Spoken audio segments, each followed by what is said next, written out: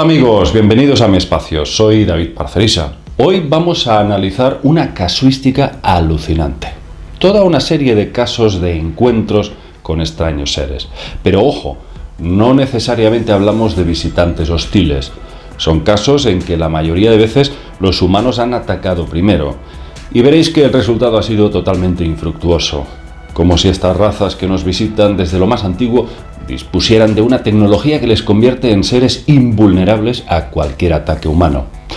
Hoy vamos a repasar casos asombrosos y muy bien documentados. Algunos incluso han sido investigados por parte de altas autoridades o por las fuerzas aéreas.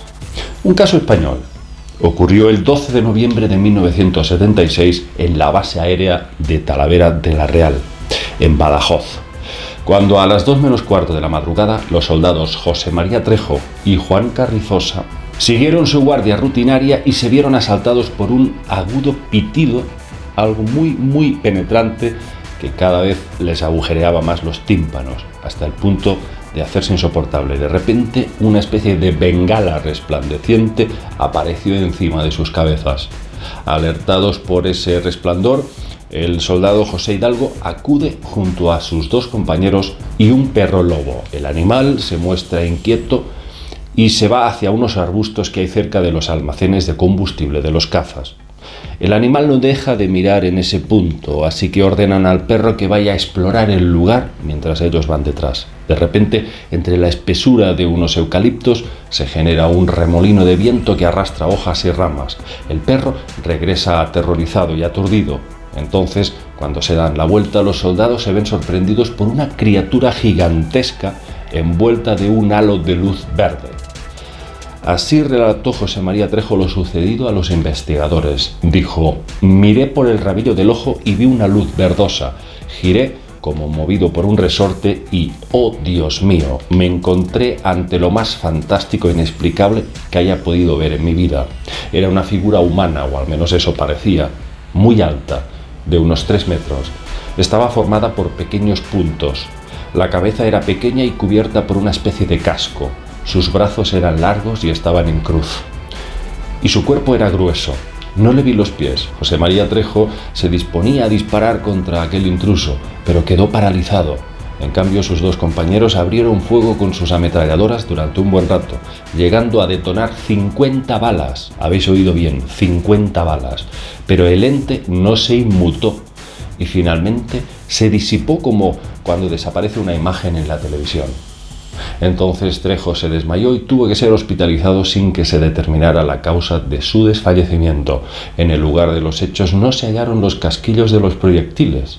Y desde entonces el caso sigue sin ser reconocido como verídico por parte del ejército, pero los testigos están ahí. Vamos a por otro caso. 19 de julio del año 68, en Olavarría, Argentina. Un regimiento de infantería tiene un encuentro con un ovni y sus tripulantes. Los soldados arremeten a balazos contra el objeto. Varios soldados y un cabo son alertados por varios civiles de que un objeto extraño está evolucionando por la zona. Estos acuden cerca de donde el aparato toma tierra. Se trataba de un platillo volante que emitía una luminosidad multicolor que parecía inundarlo todo. Pero los soldados no tardaron en ser recibidos por unos seres de 2 metros de altura que se apearon del disco. Sus ropas brillaban. Eran algo plateadas y muy ajustadas, como unos monos. Eran 3 seres y todos ellos avanzaron decididamente hacia la patrulla. El cabo les gritó que dieran muestras de cuál era su presencia ahí, de que no eran una amenaza. Digamos que exigió como una rendición, pero los seres no hicieron ni dijeron nada, simplemente iban avanzando. El cabo perdió la paciencia, agarró una metralleta y les disparó una buena dosis de plomo, pero ni los seres ni la nave presentaron daños visibles, ni se inmutaron. Acto seguido, los 3 entes alzaron sus brazos y en sus manos llevaban unas extrañas esferas, proyectándolas hacia los militares. Estos se sintieron abatidos de repente, incapaces de volver a apretar el gatillo de sus armas. Luego subieron a la nave los seres y vino la gran revancha de sus tripulantes. El objeto, cuando se alejó, proyectó varios rayos paralizantes contra la patrulla y todos los soldados quedaron inmóviles durante 3 minutos, tumbados en el suelo. Fue tiempo suficiente para que ese ovni se evadiera en la lejanía. Otro caso muy interesante.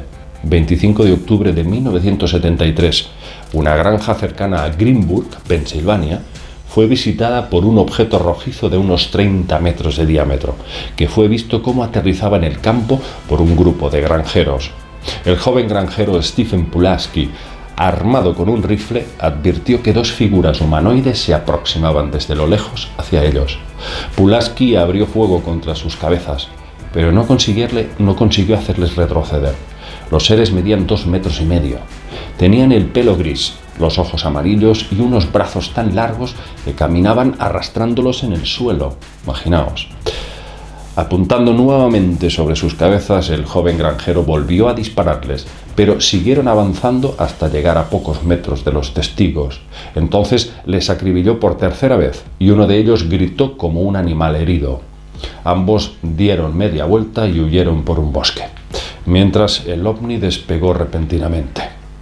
Otro tiroteo contra invasores tuvo lugar el 12 de octubre del 63, cuando un camionero llamado Eugenio Douglas, que se desplazaba por una carretera cerca de Córdoba, Argentina, tuvo que realizar una brusca maniobra hacia la cuneta para evitar el impacto directo contra un objeto luminoso que estaba posado en mitad de la calzada. Armado con un rifle, se bajó del camión y comprobó que se trataba de una nave metálica de la que se bajaron 3 entidades robóticas, ataviadas con cascos y recubiertas de un material parecido al aluminio. El hombre, presa de pánico, les disparó varias veces, pero los impactos no hacían mella en esos cuerpos metálicos, por lo que el testigo decidió echarse a correr nuevamente hacia su vehículo, hasta que el artefacto se elevó y desapareció. Pero estas razas alienígenas no solo parecen ser inmunes a los ataques en tierra, también lo son en el aire.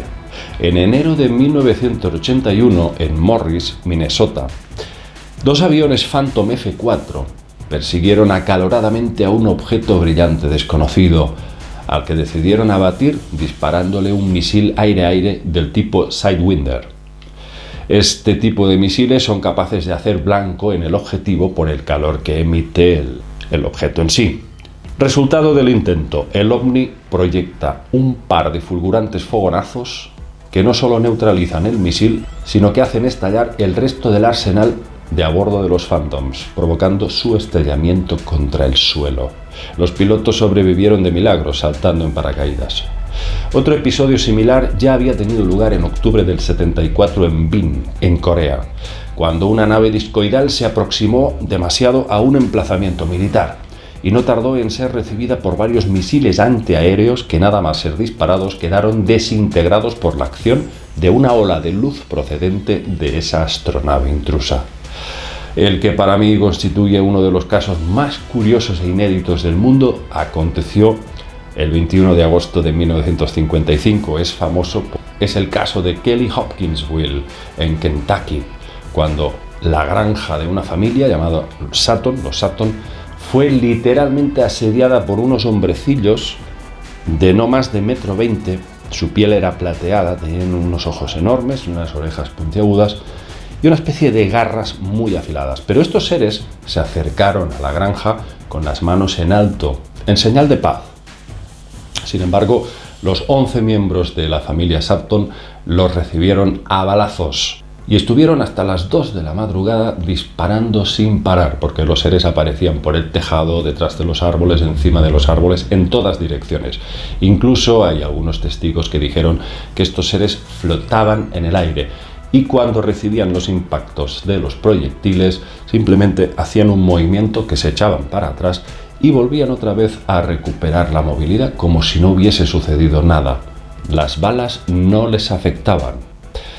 Varios ingenieros propusieron, como por ejemplo Jean Goupil, un ingeniero francés, propusieron que los cinturones que llevaban estos seres quizás emitían algún tipo de campo electromagnético envolvente que podía detener el impacto de estas balas. Probablemente, porque estos seres parecían desafiar también la gravedad. Tenían su propio campo gravitatorio, ya que las balas los echaban para atrás, a veces se caían al suelo y volvían otra vez a levantarse, pero flotando en el aire. algo muy curioso, y este caso fue estudiado por técnicos de la aviación militar, de las Fuerzas Aéreas. Redactaron un informe de este caso, llegando a la conclusión de que realmente había sucedido, ya que contaban también con el testimonio de varios policías locales que habían visto extrañas luces en el cielo esa misma noche. Con lo cual, algo muy extraño vieron los 11 miembros de la familia Sutton ese día de 1955. Nos encontramos ante casos que lo único que nos demuestran es, insisto, la invulnerabilidad de estas entidades. Por supuesto, hablamos de muchas razas diferentes de visitantes, pero siempre tienen en común esta serie de características.